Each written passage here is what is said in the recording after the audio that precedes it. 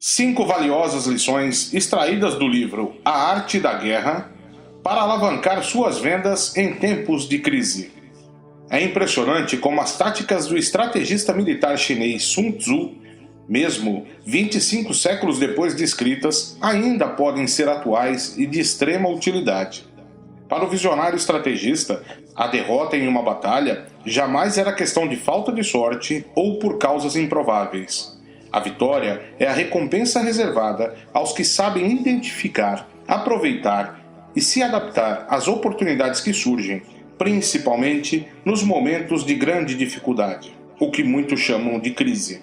Quero lembrar, em toda a história da evolução no planeta Terra, desde os primórdios da Idade da Pedra, permanecem vivos os seres que se adaptaram melhor às mudanças, e não os mais fortes. Porque se a força fosse mais importante que a adaptabilidade, os tiranossauros ainda estariam por aqui, em nossas florestas, e as baratas teriam sido extintas.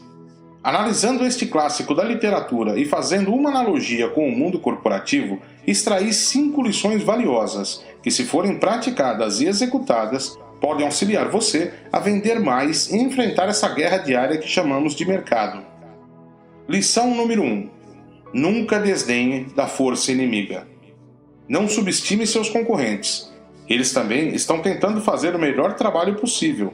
Claro que dentro das possibilidades e ferramentas que eles possuem. Como é ensinado pela PNL, sempre tomamos as melhores decisões disponíveis no momento. Portanto, ao invés de subestimar, estude mais, aprenda mais e desenvolva melhores ferramentas para conquistar seus clientes e seus prospects. Não obstante, faça o mesmo em relação às dificuldades que o seu mercado de atuação apresenta. Pense fora da caixa, faça algo diferente do que a maioria está fazendo, porque desdenhar seus concorrentes e as dificuldades do mercado não vão lhe aproximar da vitória.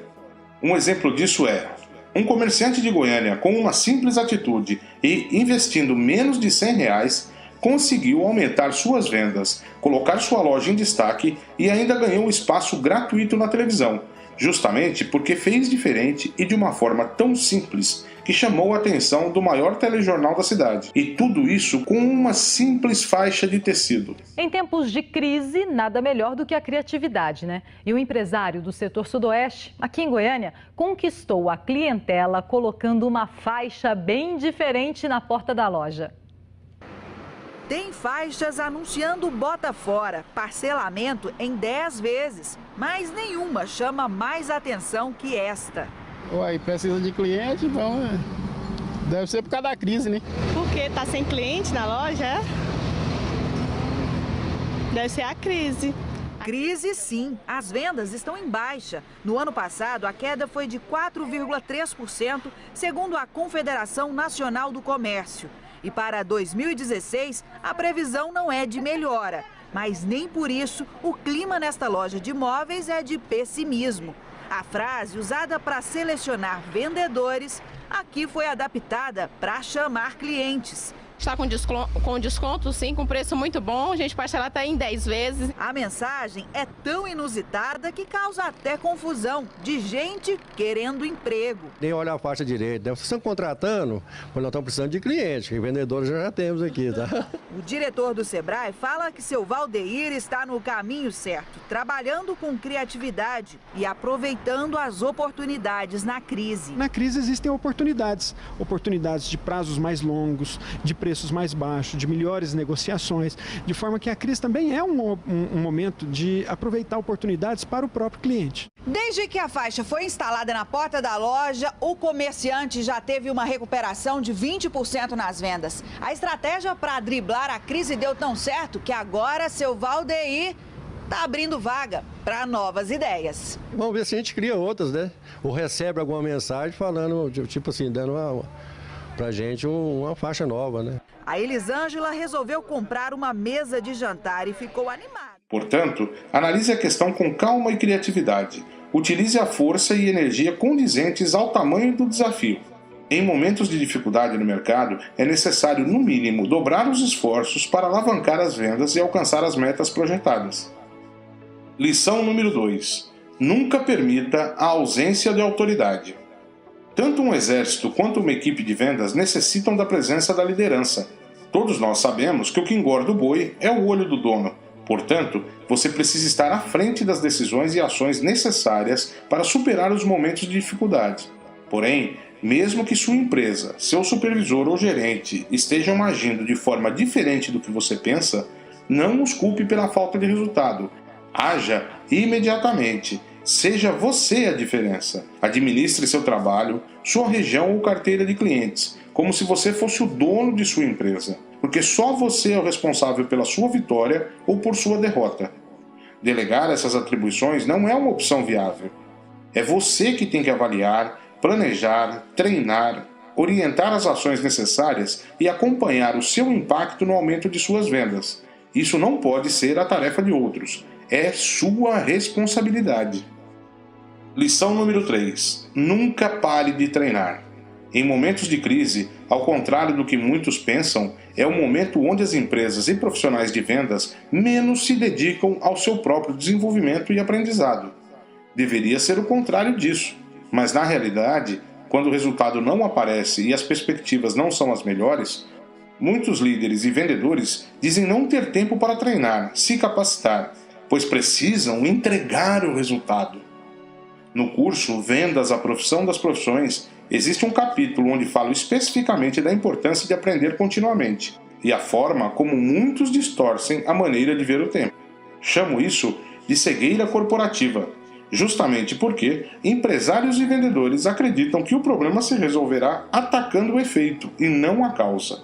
Quanto maior for o seu foco e o autodesenvolvimento dos profissionais de vendas de sua equipe, principalmente em questões cruciais que te levem aos resultados esperados, maior será a chance de vender mais. Para exemplificar isto, uso a história do duelo entre dois lenhadores. Na região norte do Canadá, havia um lenhador que era imbatível em produtividade. Seu tamanho era invejável, mais de 2 metros de altura.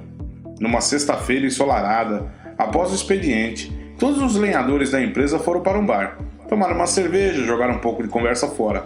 Quando de repente, um lenhador franzino, magro, com aparência de desnutrido, desafiou o grande e famoso lenhador para um duelo e afirmou que derrubaria uma árvore primeiro que ele. Uma risada generalizada tomou conta de todos.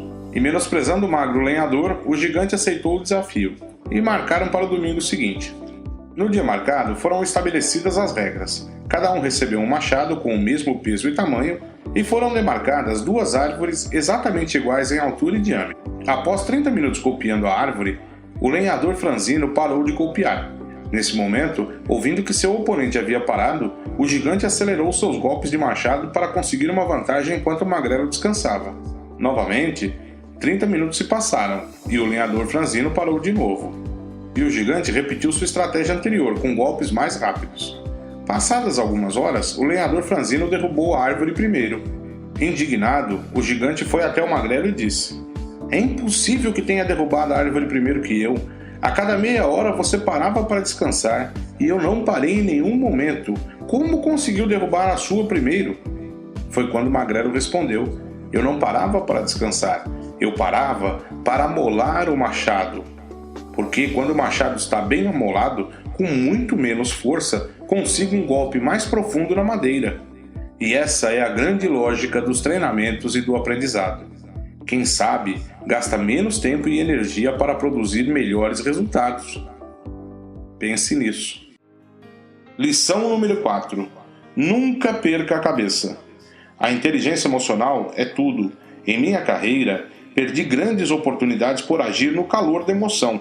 E foi só depois que consegui dominar a minha inteligência emocional que pude desfrutar de todos os luxos e requintes que só os que atingiram um ápice em suas carreiras podem saber como é essa experiência.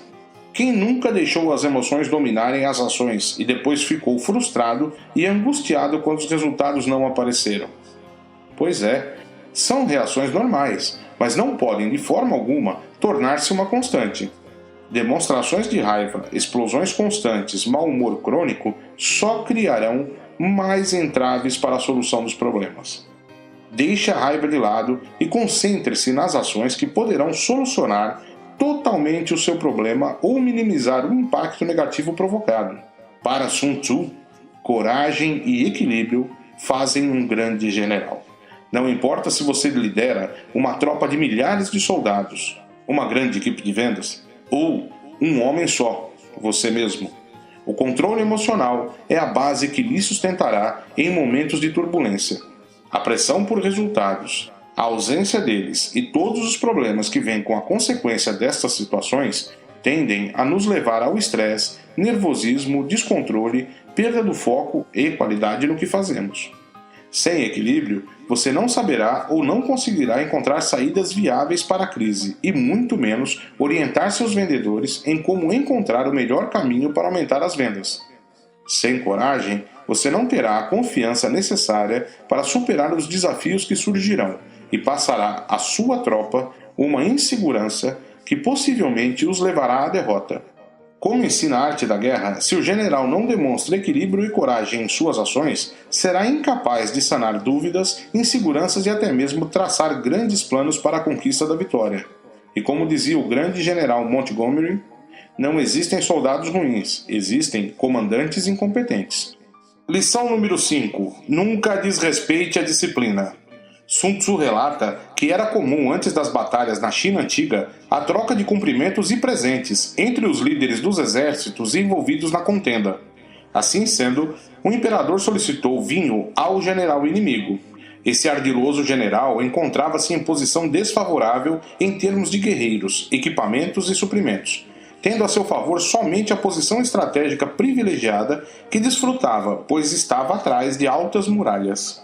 Então decidiu tentar vencer a batalha, tirando a razão e disciplina do seu inimigo através de algo extremamente puéril, a provocação.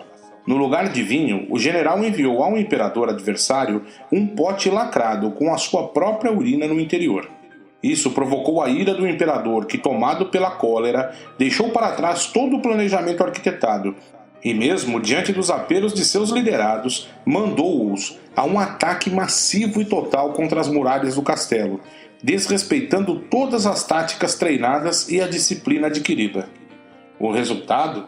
Após 30 dias e cada vez mais distante de obter a vitória, os corpos dos guerreiros do exército do imperador empilhavam-se ao redor das muralhas, excedendo em mais da metade suas forças totais.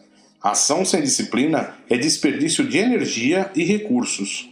Buscar o aumento das vendas a qualquer preço não pode ser uma justificativa para o não trabalhar de forma organizada e planejada. Siga seu planejamento e não deixe de cumprir as etapas que foram disciplinadamente projetadas, mesmo diante das provocações do mercado. Existe uma lição vital que o mercado nos ensina. Palavras são levadas pelo vento e só possuem real valor quando aliadas às ações. Planejar cuidadosamente suas ações, principalmente em momentos de crise, é 50% da solução para o aumento de suas vendas. A arte da guerra ensina: elimine as palavras vazias e haja. Mas haja de forma ordenada e com foco no seu resultado, porque a grande maioria dos profissionais se afasta da excelência, realizando com maestria e dedicação tarefas que não precisavam serem feitas. Descubra o segredo dos maiores vendedores do mundo. Assista agora uma aula 100% gratuita. Clique nos links abaixo.